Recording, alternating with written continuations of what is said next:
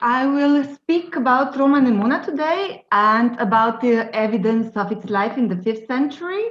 But I will not go into the 5th century directly, but will start with a short overview of the city development, as I will argue that we actually have two different Emonas.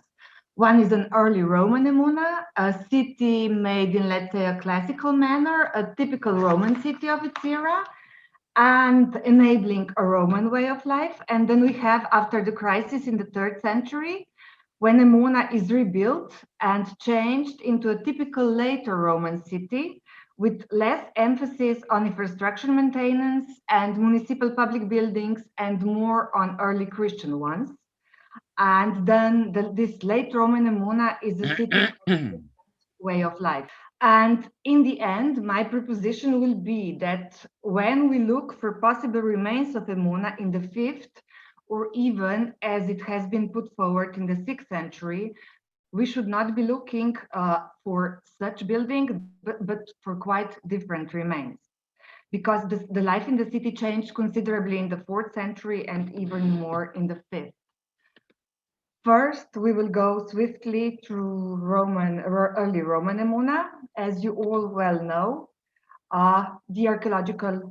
its archaeological remains have been found under present-day Ljubljana, and this small city with around 3,000 inhabitants was completed by the middle of the second decade of 1st century AD. And the city flourished in the 1st and 2nd century, which was a time of peace and prosperity throughout the empire. And as the newly built and fully fledged Roman city, Emona took on a typical form of this time, that is a rectangular layout with a forum covering an area of 6 insulae, in a grid of intersecting streets and the buildings between them. On one shorter side of the forum, the temple, on other the basilica and curia nearby. Then Emona had a central sewage system consisting of a network of sewers, and in some parts of the city, a water supply system, made probably in the middle of the 1st century. The city was, of course, enclosed by walls with towers, 4 main gates and several side gates, and 3 large graveyards stretched outside the city walls. Now, as you know, the Roman Empire may be seen as a network of cities that is relatively autonomous administrative units together with their surrounding territories, all of them closely connected with the city of Rome. Here you see Emona and Rome, of course, and all other central parts of the empire. And establishing the proper Roman way of life in the city was not just a question of getting the architecture right, as we have seen now. It was also a matter of inhabitants, the colonists. And as you know, approximately 30 families, mostly from northern Italy, settled in Emona. And they brought with them their culture and their lifestyle and experiences of everyday life, which is very important because Roman concept of urbanism was not just about living in a city, but it was the right way of living in the city. That is political involvement, responsibility, communal religious events, public spectacles, so on, which was Romanizing the surrounding areas and communicating the empire's messages. Then in the 3rd century, the empire was hit by a series of crises, the result of barbarian excursions, economic hardships, and various other factors. And Emona was particularly afflicted in the late 2nd and 3rd century. This is in Emona usually associated with Marcomannic Wars, during which the city became the center of the military administrative region of Pretentura Italia d'Alpium, and is also associated with a decades-long plague epidemic that broke out during the reign of Marcus Aurelius and general economic decline. And Emonan cemeteries show a decline in the number of the city inhabitants in this period, which can be attributed also to these factors. And then a partial reconstruction of Emona took place as early in the late 3rd century. And the 4th century was time of prosperity for Emona, bringing with it the reconstruction of some of the infrastructure, as well as new building development. and the number of burials in Emona cemeteries increased. But Emona of the late 4th century and early 5th century differs considerably from that of the early Emona period. In the 4th and 5th centuries, maintenance work on parts of the city infrastructure ceased. Parts of early Roman funerary monuments were used in the repair of the cloacae, suggesting that parts of the city cemeteries have been abandoned and or that attitudes to early Roman graves had changed by the time, and new public buildings emerged. The most notable new public building was a large public baths, a big complex situated in Insula 13, 17, 27, and 46, and dated to the 4th and early 5th centuries. Belonging to this complex was a public latrine, also dated to the late 4th or early 5th century. The early 4th century also saw the renovation of the forum, as the ceiling of the colonnade was painted, and Insula 21 was also near to the forum, was also turned into public baths. And some private homes were lavishly renovated in the 4th century. Among the first new early Christian buildings in the city were 2 assembly halls, 2 aule primitive, a smaller one in Insula 13 with a well-preserved floor mosaic built in the late 4th century. This is very near the bath complex shown earlier and approximately at the same time. And a larger assembly hall was erected in the Insula 32 in the second half of the 4th century. And again, its floor was covered with multicolored mosaic. Both mosaics were made by the mosaic workshop that was active in Emona at the end of the 4th century. And soon this area was rebuilt into an early Christian center with baptistry and at least 1 church. Two other possible church locations from approximately the same time are known in Emona. And an early Christian section in the northern graveyard has been investigated in 2018 and will soon be published. But on the other hand, as mentioned earlier, in the second half of the 4th century, some parts of the sewage network were left uncleaned. And in the 5th century, the city ditches were no longer cleaned. And some defense measures have been taken. In the city's southern section, part of the defensive ditch that had been filled in the 1st century was dug out again in the 4th century for security reasons. Parts of the city walls were reinforced and some side gates walled up, also for security or military purposes. So these were the major changes in the urban fabric of Emona in the 4th and early 5th century. One further change might have been the demolition of the Forum Temple. This could have happened at about the same time.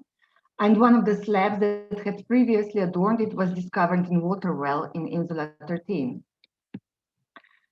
So we have observed a change from early to late Roman Emona, and a part of explanation for this change is the gradual Christianization of the city.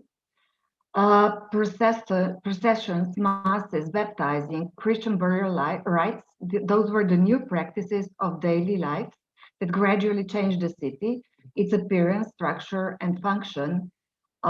City grew buildings and places necessary for this change, and buildings that were no longer necessary were repurposed or were neglected.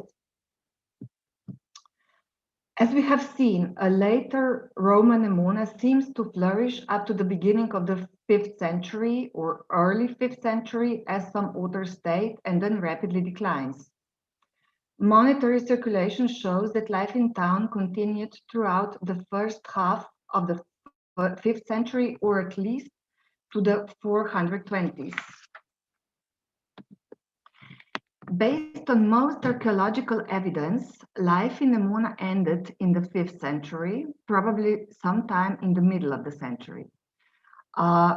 Ludmila Plesnicher-Gates argued that life in the city continued even into the early 6th century. And as I said before, on the basis of urban transformation we have seen in the 4th century, we should expect a different city in the 5th and even in the 6th century.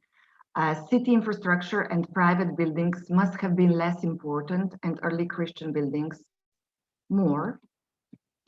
And one of those was possibly a large round building erected on the southern edge of what was once Forum. It had a diameter of 13.5 meters and walls 1.4 meters thick, and 2 marble capitals have been preserved. It was probably used for early Christian rituals, a theory supported by the discovery of a small pool to the north of it. The building was dated by the excavator to the second half of the 5th and to the 6th century, which is quite bold, as we seem to have no other architecture in Emona dated so late, and this datation has been disputed. But what is interesting is that 3 fragments of glass lamps were also discovered in the area intramuros, all from hanging oil lamps or polycandela, and dating to the same period, the second half of the 5th or perhaps even to the 6th century. 2 of them were discovered in the Insula 31 and 1 in Insula 32. Insula 32 was the site of the early Christian center discussed above, but no early Christian remains have been found in Insula 31. The late Roman graves in Emona's graveyards have been anonymously dated as late 4th, beginning of the 5th, or late 4th up to the middle of the 5th century. For example, several 4th century graves from a recently published graveyard at Kozolec site can be dated to the initial decades of the 5th century, in some cases even across its first half, but none exclusively to the 5th century. And what is also interesting, at Kozolec and also elsewhere, we have objects pointing toward people with different tastes, let's say Germanic tastes, and quite possibly of different origin. Anyway, not many burials reliably dating only to the 5th century have thus far been excavated at Emona. Although Ludmila Plesnicher believed that Emona had burials up to the mid-5th century, believing that most, if not all of them, were inhumations devoid of grave goods. However, this such generalized view can hardly be correct. At Kozolec, for example, we have practically no graves without grave goods, some parts of costume, ceramics, or glass. How then may we interpret this low number of graves from the 5th century of Emona? Is it possible, we should ask, that the object currently dated to the late 4th century and then to the beginning of the 5th were actually placed in graves at a later date, and the dating of these graves should be pushed forward? And it is also possible that the late graves were located in smaller cemeteries closer to the town, and we have some locations, or they could be dug into the northbound road itself. We have some mentions of remains of wooden architecture, as well as floors and fireplaces in what seem to be late layers of Emona. But in all cases, these remains are difficult to date with any precision. For example, recent excavations on Igriška Street in 2019 have, among other, revealed foundations of wooden architecture, and the insula was at that time at least partially dismantled. In the layer, a wooden Germanic comb was discovered dating to the late 4th or mid-5th century. Several meters away, a foundation made from pieces of sandstone was found on the ruins of the insula, that is from the time when insula was abandoned and dark earth formation began. In Emona, the dark earth layers have largely been interpreted as a marker for the abandonment of the Roman city and its formation attributed primarily to the deterioration of its ruins. But we should ask ourselves, was it formed everywhere in the city exclusively by the deterioration of ruins after the end of the city? Or could any anthropogenic activities such as gardening, animal husbandry, or refuse dumping be at least partially included. So, as we have seen, there are some indications that life in Emona continued into the middle of the 5th century, or maybe even in the second half.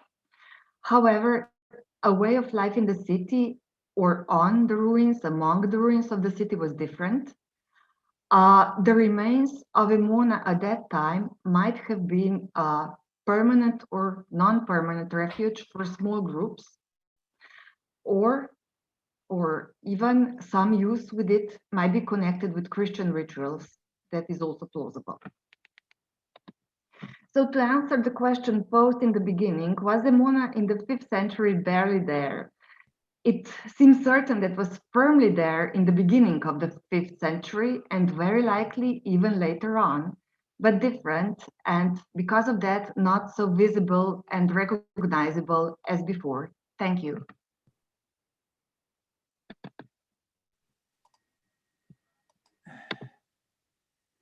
Thank you, Bernarda. I have discussed to Bernarda with this subject in the past. I told him that perhaps directly and perhaps a little cheekily that I don't think that Emona was abandoned at the end of the 5th century. It's certainly a research topic that we have to be explored. I think that there are changes in the ways of living and building that must be recognized. At the same time, I think that a theme is also the use of the hill on which the castle was later built up. Okay, thank you so much, Bernarda. Thank you. Ci sono delle domande per questa relazione che apre un panorama interessante su Emona e sulla continuità di uso di alcune città che viene spesso messo in discussione a partire dal tardo V e nel VI secolo. Emona è una di queste città.